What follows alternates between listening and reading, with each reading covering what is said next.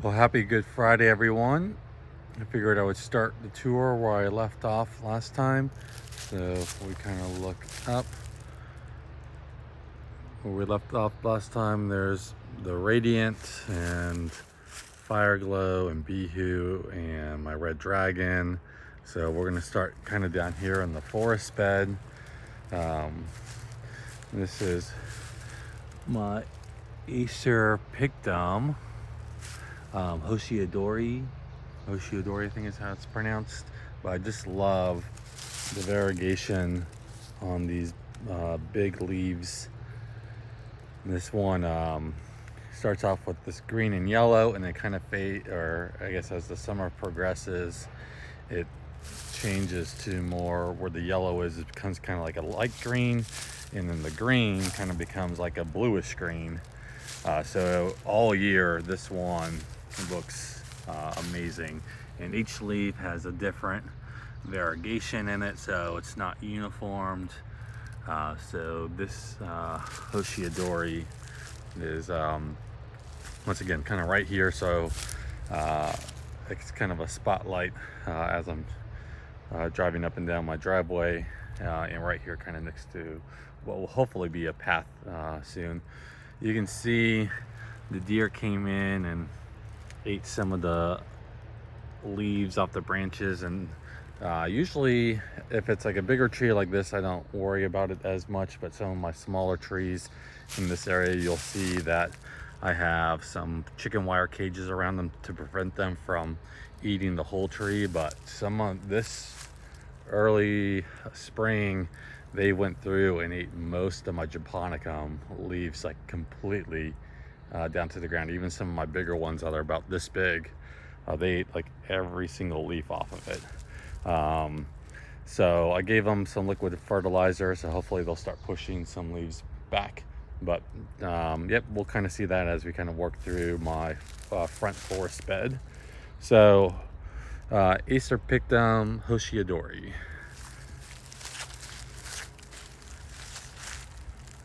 Right next to it is Ethel. This is an Acer Dissectum, an introduction from Acer Acres, Elizabeth Mundy. Mine, so this is kind of like a red Cereus. I think mine's in a little bit too much shade. You can see some of the red growth up here. See if we can get it to focus. Sometimes these lace leaves are a little bit harder. And then mine kind of bronzes out. It's still pretty, definitely unique compared to Germain's gyration. I think that's what I said. It's supposed to be a red Germain's gyration, so a really big, fast growing. You can see like right, let's see if we look at this branch right here is, it's putting on a foot of growth or more a year. But Ethel, like I said, it's from Acer Acres. Was able to get it from them before they retired. Theirs is in a lot more sun than mine, and their whole tree stays this color, or brighter, almost like a fire engine red. It's really bright. Mine gets this dappled, or gets morning sun, and then it gets kind of dappled light and a little bit of afternoon sun. So maybe 2 to 3 hours of direct sun, and the rest of the time it's kind of dappled. Theirs is definitely in like 6 to 8 hours of direct sun, and then kind of shade after that.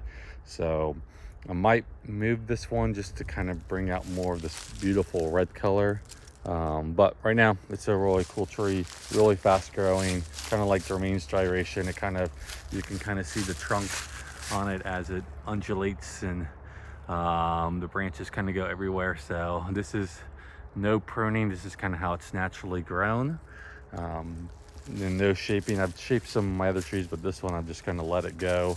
I'll eventually, as it gets a little bit bigger, open it up a little bit so you can see more of that beautiful trunk and the shape and the structure of the tree. But right now I'm just enjoying this. This does, because right now it's bronzing. It will eventually, for me, kind of fade to a green. But I think theirs starts off that bright red, like I was saying, and then kind of fades to this color for most of the year. But since mine's in a little bit more shade than theirs, mine will start off kind of their summer color and then kind of fade to green. But definitely a really neat cultivar. This is Ethel. Over here is my one of the few Japonicums the deer didn't eat. This is my Yama Kage. You can see the blushing on the leaves of the spring color, so it comes out these beautiful, they get way bigger than this, but this beautiful green leaves, and then as the sun hits them, they have this blush to them. And this Yama Kage is a really great Japonicum cultivar. The leaves get so big. Let's see if this is one of the bigger leaves, but it's definitely throughout the summer, or I guess later spring, they'll continue to grow and get much larger than they are now. But right now it's just still a small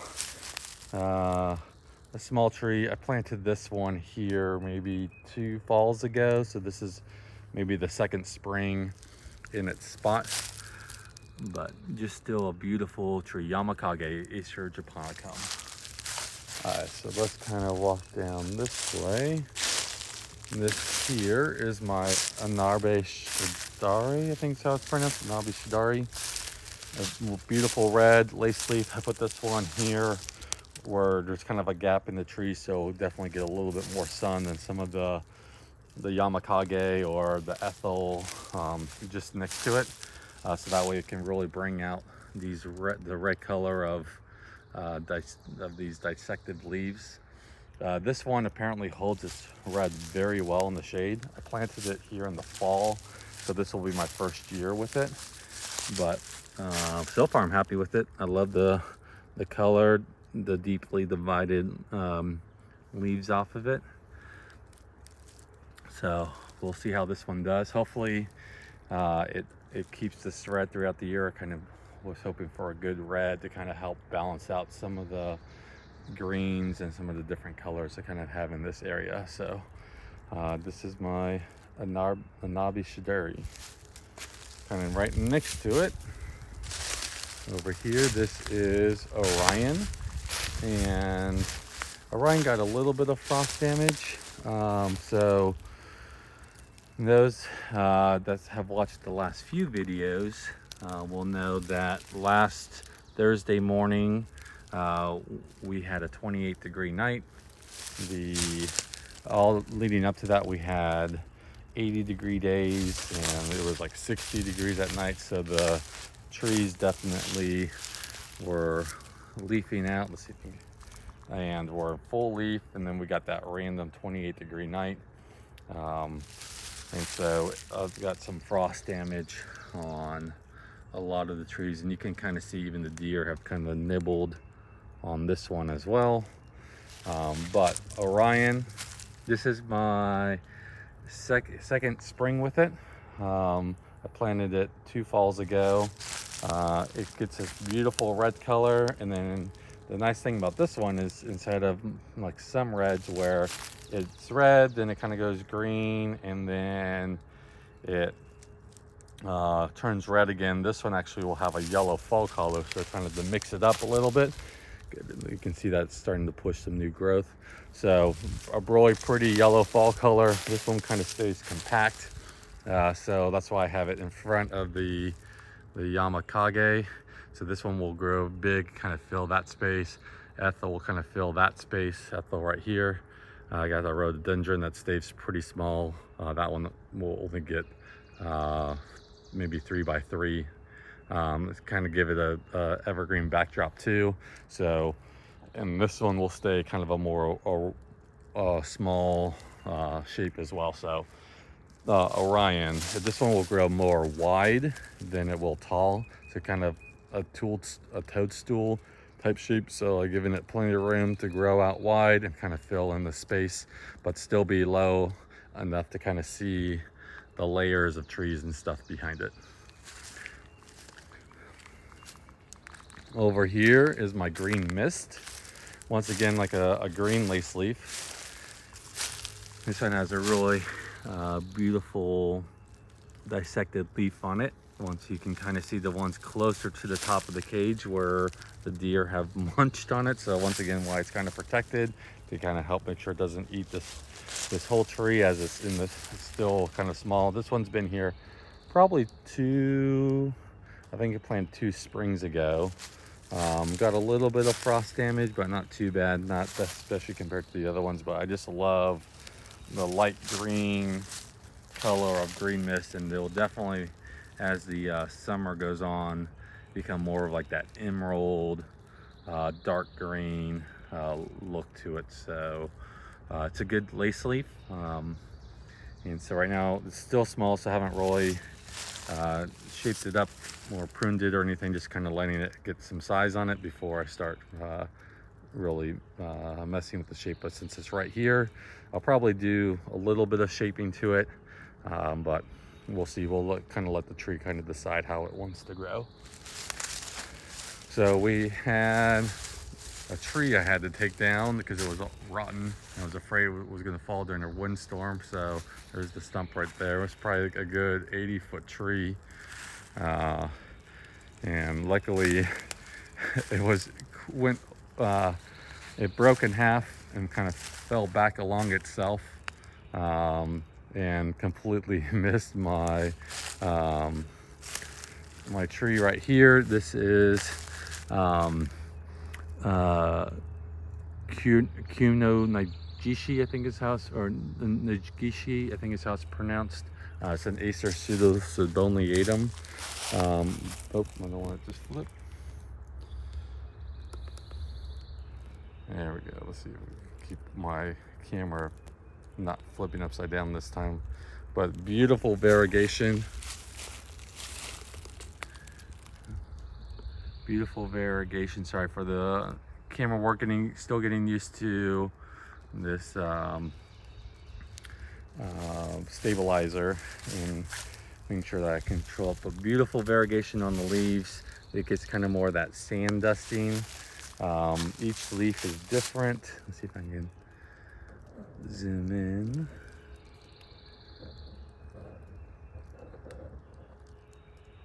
But yeah, each leaf is different.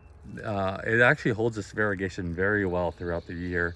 I've had it here now for a couple of, I planted it, I think so this is my second spring with it, so 2 falls ago. But yeah, it was definitely, if you can find Kuma Nagishiki, that I would definitely recommend Sieboldianum. And apparently this one, I think there is a little bit more cold tolerant as well. So those of you who are in a little bit northern climates, I think this one goes down to a zone 5, maybe zone 4, like some of the other Sieboldianums. So over here, this is my Goshiki Kiyohime. Really tight layering on it.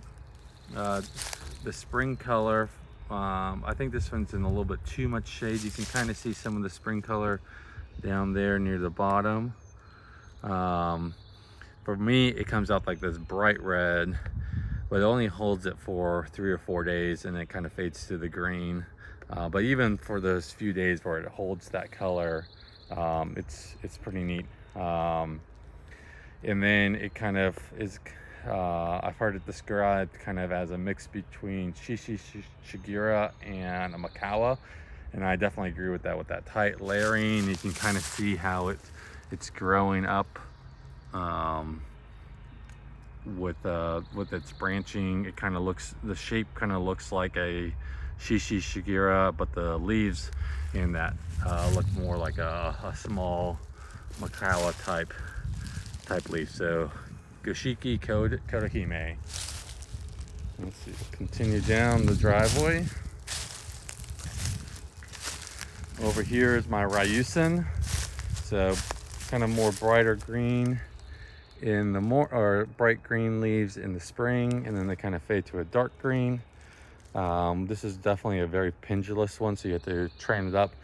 I'm going to train it up to be about 6 feet tall. Once these next couple branches start growing, I'll kind of instead of having it straight up, I'll probably have them curve and add some shape and motion to it, so that way out of leaf it looks pretty neat, versus just like a flagpole type tree. So that's my Ryusen. Recommend one of those if you have it. I have the Ryusen, a Golden Falls, and a Dragon Master, and all three look different and different shapes, and but there's a reason why this is a classic and is really popular. So beautiful palmatum leaves on it. Just a cool tree. This one is Washi No O or something. I think it stands for Eagle Claw. So technically it's a Matsumura leaf, but it's in the, looks like I'm getting some flowers on it this year.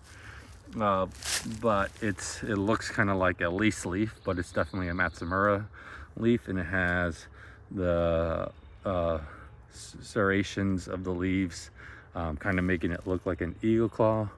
I think it's Washi No O, I think it's the Japanese name for it, but eagle claw is the American nickname for it, or maybe that might be the translation of what it means into English.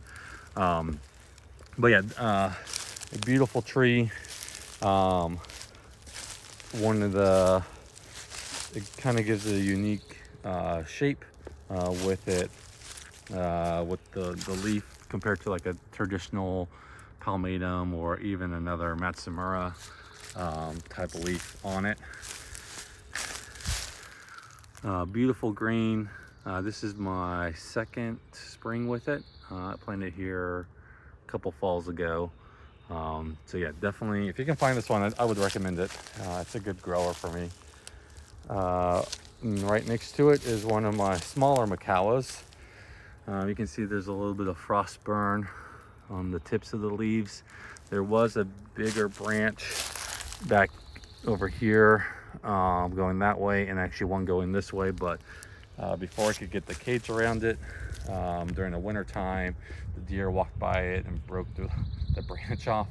So this cage is going to be around it for a while, just to kind of help protect it as it gets bigger. But Mikawa Yarsubusa, in one of, I think it's the first spring tour, you can see what one of my big ones look like in front of my house. I think it's the spring tour part 1 where you can see my big Mikawa. But Mikawa Yarsubusa, it's a classic for a reason.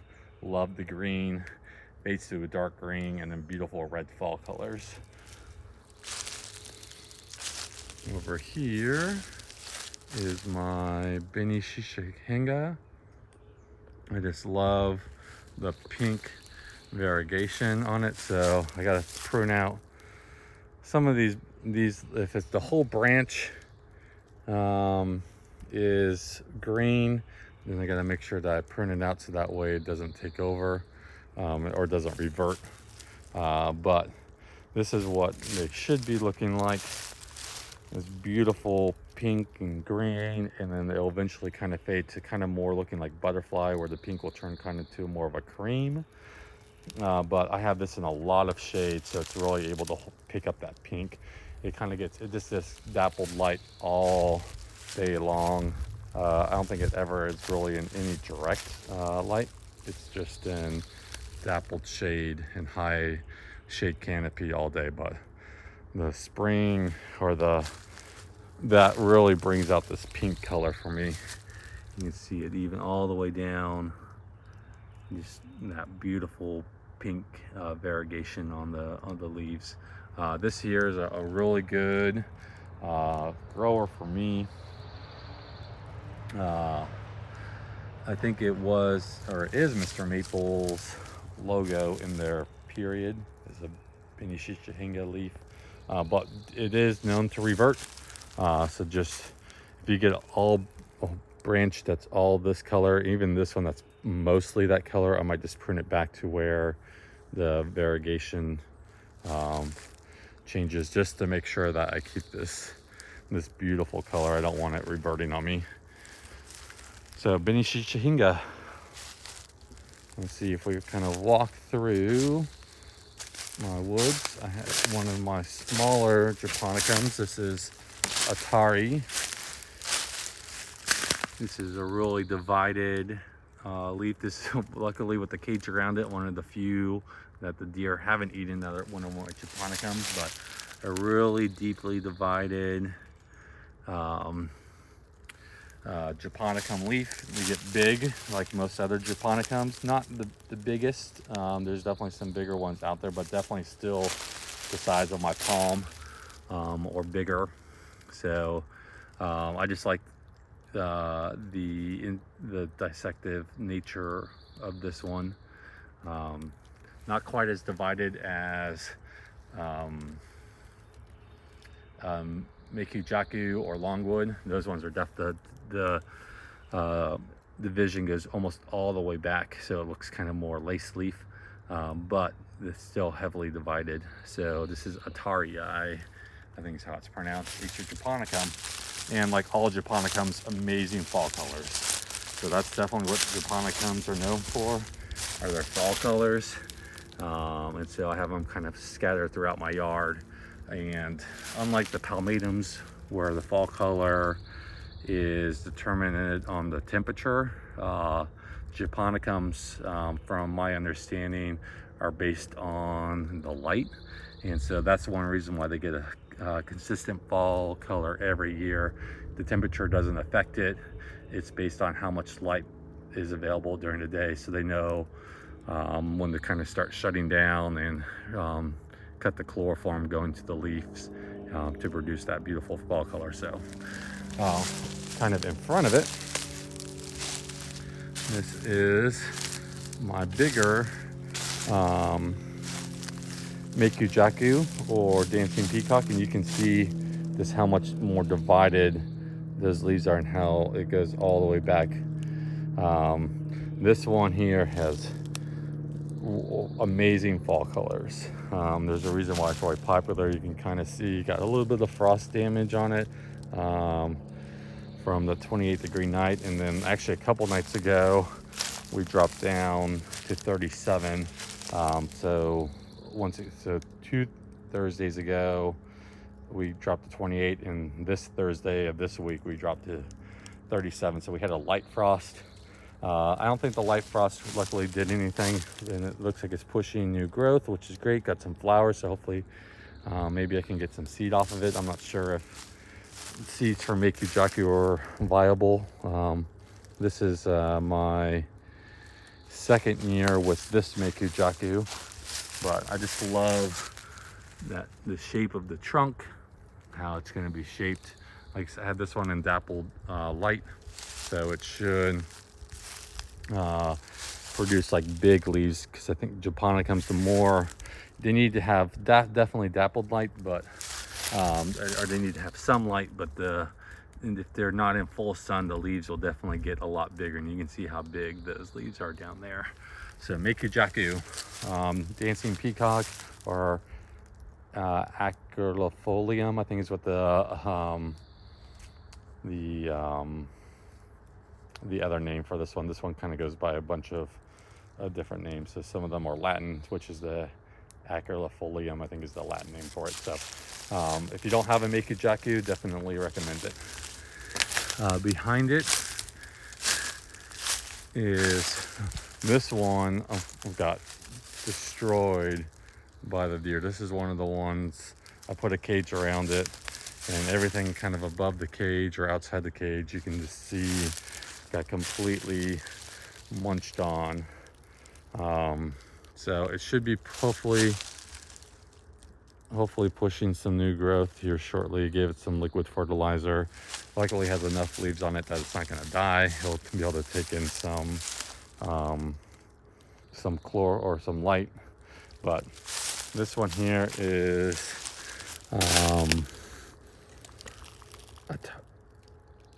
Attaryi. I'm not sure exactly how that's pronounced, but apparently for a while, kind of like Bloodgood or Waterfall or Veritas are kind of common names for. So Bloodgood's kind of a everyone that has an upright red seedling calls it a Bloodgood, even though it's not the actual cultivar Bloodgood. It's just a red seedling. This one here, apparently the name was what was given to like the generic upright green Japonicum.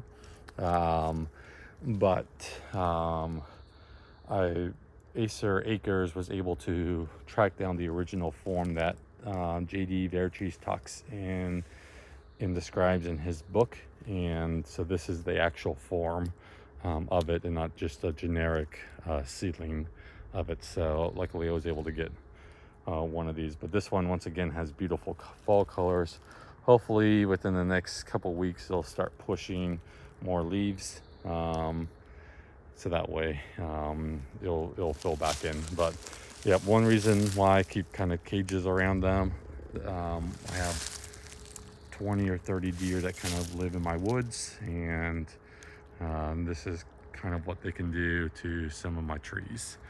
So, but some years they don't touch them at all. Some years they munch on them. I was hoping this year, with the early spring and how everything was blooming, they were going to leave them alone, since there's so much other stuff for them to eat that's naturally growing. But for whatever reason, the Japonicums this year just looked super tasty to them, and they came through one night and just ate them all. All right, over here is my Ramona, and you can see got some frost damage, but it's definitely starting to push some new growth on it. So luckily this one's starting to push new growth.